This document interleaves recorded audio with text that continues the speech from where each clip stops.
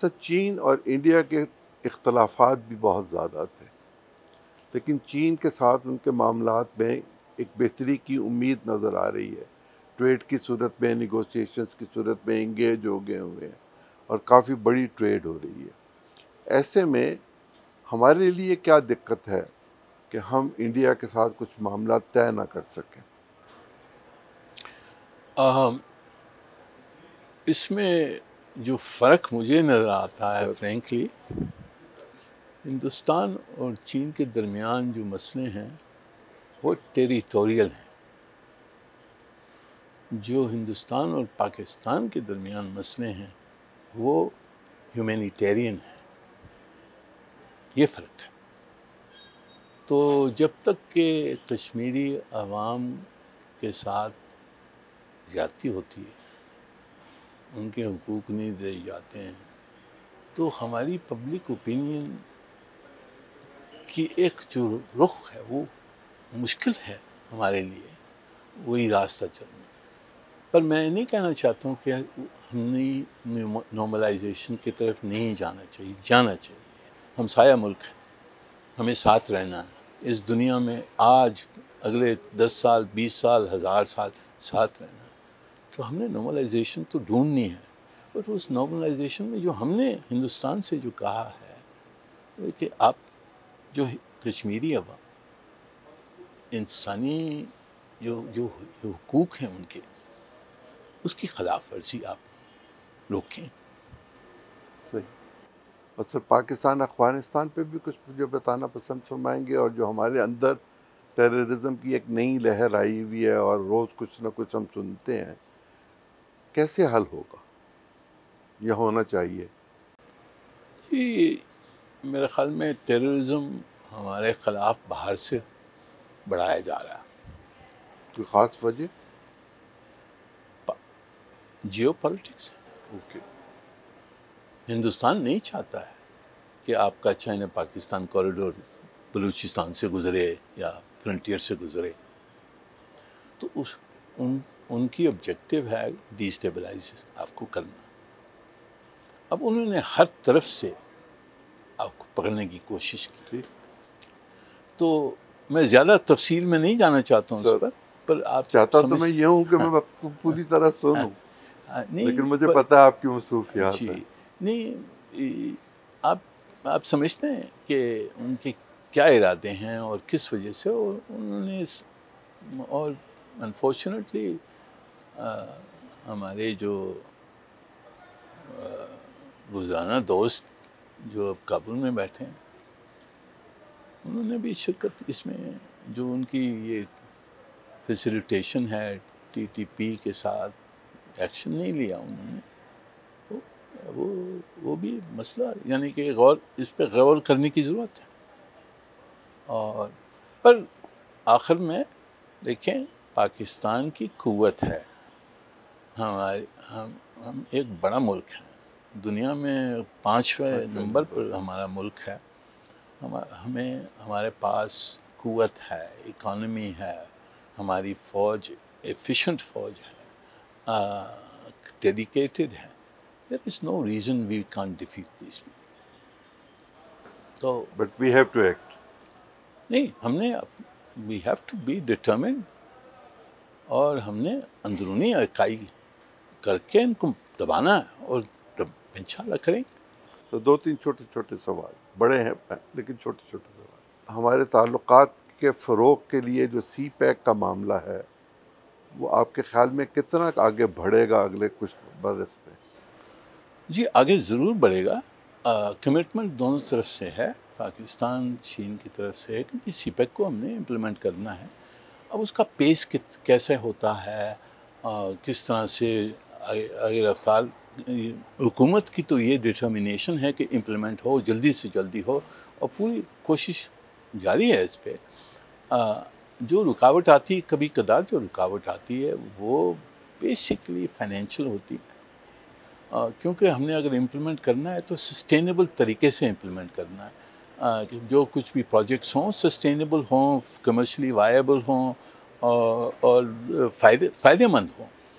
تو اس لیے سوچ سمجھ کے چلنا پڑتا ہے، کچھ پچھلی رکاوٹیں آئی تھیں، اب وہ انشاءاللہ ان کو ہم نے ایک طرف کیا ہوا ہے، اور انشاءاللہ آگے سی پیک چلے گا۔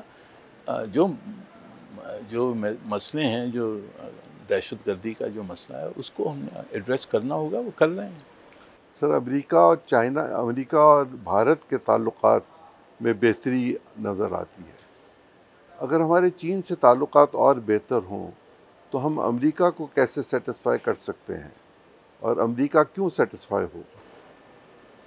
یہ دیکھیں، یہ تو ڈپلومیسی کا آرٹ یہی ہے استاد سے پوچھ رہا ہوں۔ کہ آپ نے جو بھی طاقتیں ہیں جن کے ساتھ آپ کے تعلقات ہیں، ان کے ساتھ آپ نے ایریاز آف کنورجنس ڈھونڈنے ہوتی ہیں کہ ہم آپ کے ساتھ یہ کر سکتے ہیں۔ تو ہم چین کے ساتھ ہماری کنورجنس صاف ہے، کیا کیا ہم کرنا چاہتے ہیں، کیا کر رہے ہیں۔ اسی طرح سے امریکہ کے ساتھ بھی ہم نے ڈھونڈنا ہوگا کہ ہماری کنورجنس کہاں ہے، ہم کہاں آپ کو مدد کر سکتے ہیں، آپ ہمیں کہاں مدد کر سکتے ہیں، ہماری کامن انٹرسٹ کہاں ہیں، کہاں نہیں ہیں۔ تو اسی طرح سے ہم نے بیلنس کرنا ہے، یعنی کہ ہم نے اپنی ڈپلومیسی کو چلا کر ہر طرف سے، نہ صرف یہ دو طاقتیں، دوسرے بھی جو بھی ملک ہے، ایران ہے، سعودی عربیہ ہے، ترکی ہے، ہم نے ہر ملک کے ساتھ دیکھنا ہے کہ جی ہماری کامن ایریاز کہاں ہیں، ہماری کامن انٹرسٹ کہاں ہیں، اور اس کو بڑھائیں۔ یہ ڈپلومیسی کا آبجیکٹو ہونا چاہیے۔ عرب دنیا کے ساتھ ہمارے تعلقات کیا اسی نوعیت کے ہیں جس طرح 10-20 سال پہلے ہوتے تھے، یا ضرورتیں بدل گئی ہیں اور ڈپلومیسی کے طور طریقے بھی بدل گئے؟ جی دیکھیں، دنیا تو ایک جگہ پر کھڑی نہیں رہ سکتا۔ تو جو حالات ہیں وہ تو ہر وقت، change is the only constant, تو حالات تو بدل گئے ہیں، پر یہ بدلے ہوئے جو حالات ہیں اس میں ہم نے ڈھونڈنا ہے کہ ہم کس طرح سے پاکستان کی جو نیشنل انٹرسٹس ہیں اس کو ہم کیسے آگے بڑھا سکتے ہیں۔ حالات کب بہتر ہوتے ہیں، کب بدتر ہوتے ہیں، چیلنجز ہیں ہمارے سامنے، ان کو ہم نے سمجھ کر اور سوچ کر آگے ان کو بڑھانا ہے۔ تو یہ کوشش ایک کانسٹنٹ ہے، یعنی کہ آج کی نہیں، ہر روز ہم نے سوچنا ہوتا ہے کہ جی یہ بدلی ہوئی حالات میں ہم نے کس طرح سے آگے بڑھنا ہے۔ That is also part of diplomacy. Sir, ایک ضمن سوال، ہمارا مسئلہ سفارتی ہے یا معاشی ہے؟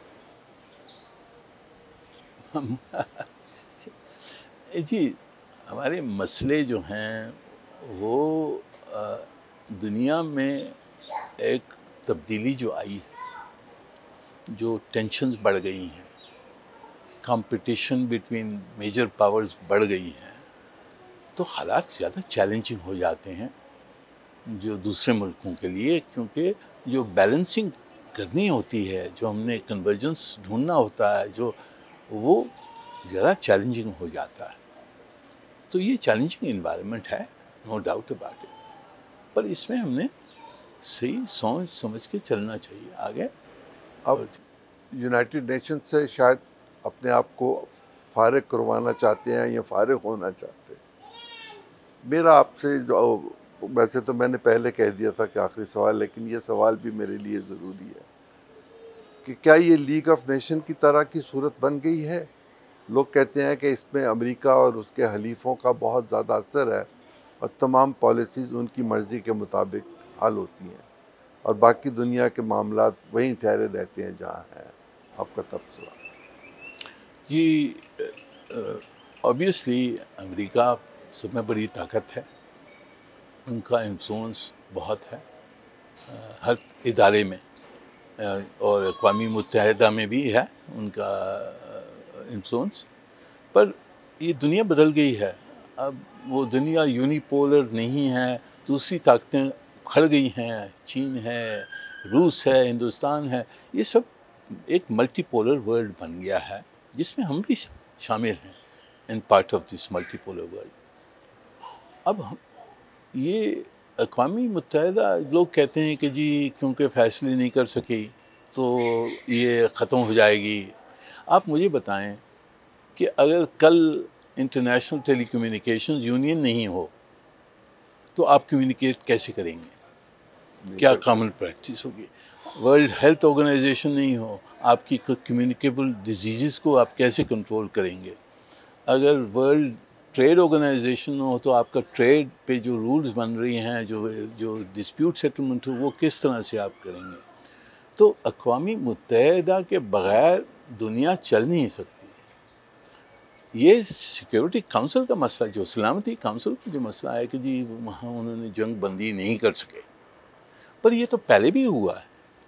ویتنام کی جنگ کبھی سلامتی کونسل میں کس نے لے آیا نہیں، نہ روس، نہ امریکہ نے لے آیا، نہ چین یا نہ روس نے لے آیا اس وقت.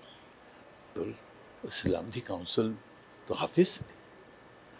کولڈ وار میں سلامتی کونسل فروزن تھی کیونکہ آپس میں سوویت یونین اور وہ آپس میں ویٹو لگا کر انہیں بند کر دی تھی. چھوٹے موٹے مسئلے چلتے تھے. وہ حالات اب اگر جو ٹینشن بڑھ گئی ہیں اس کی وجہ سے سلامتی کونسل میں مشکل میں آ گئی ہے، پیرالسس میں یہ مسئلوں پر.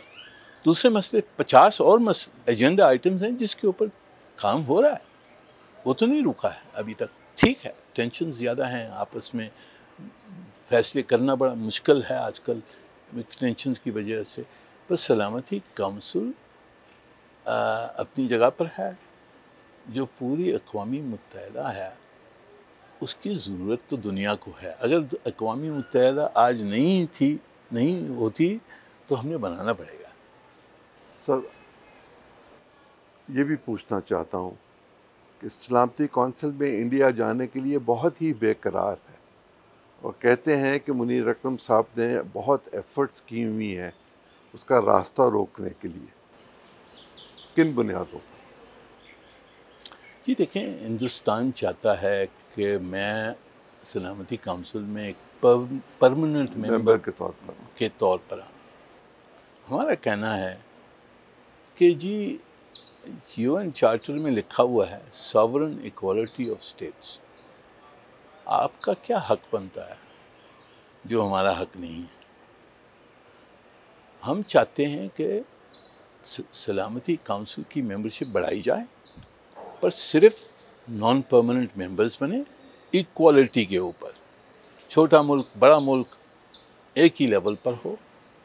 اور پوری اگر اقوام متحدہ کی جنرل اسمبلی میں جو ممبرشپ ہے 190 سے زیادہ جو ممبرز ہیں، جو ان کی بڑی تعداد ہے، وہ تو چھوٹے ملک ہیں یا میڈیم سائز ملک ہیں، بڑے ملک تو نہیں ہیں.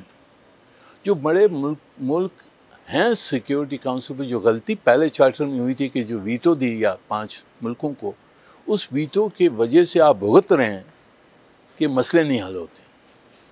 تو آپ زیادہ اور اضافہ کریں گے ویٹو میں اور پیرالسس کریں گے سلامتی کونسل میں اگر آپ نے زیادہ پرماننٹ ممبرشپ کی. تو یہ میں کہتا ہوں ان سے کہ یہ permanent membership is the problem. It cannot be the solution. پر وہ کوشش کر رہے ہیں، ان کی وہ سمجھتے ہیں ان کے پاس طاقت ہے، ان کی دوسرے کوئی بڑے طاقت ہیں ویسٹرن ان کو سپورٹ کر رہے ہیں. پر انشاءاللہ آئندہ چند ہفتوں میں ہم بھی اس کا حصہ بننے والے ہیں سیکیورٹی کونسل. ہاں، ایز اے نان پرماننٹ 2 سال کے لیے نان پرماننٹ ممبر ہم الیکٹ ہو کے آئے ہیں. الیکٹ ہونا کوئی آسان کام تو نہیں تھا. نہیں تو پر ہم نے ڈیموکریٹک طریقے سے ہم آئے ہیں. جی، ہم نے سفارتکاری کے ذریعے ہم دھونس لگا کے جس طرح سے ہندوستان آنا چاہتا ہے وہ نہیں. ہم الیکشن ہو کے ہم کہتے ہیں نان پرماننٹ ممبر، ٹھیک ہے. اور انشاءاللہ دیکھیں یہ جنگ جاری ہے وہاں.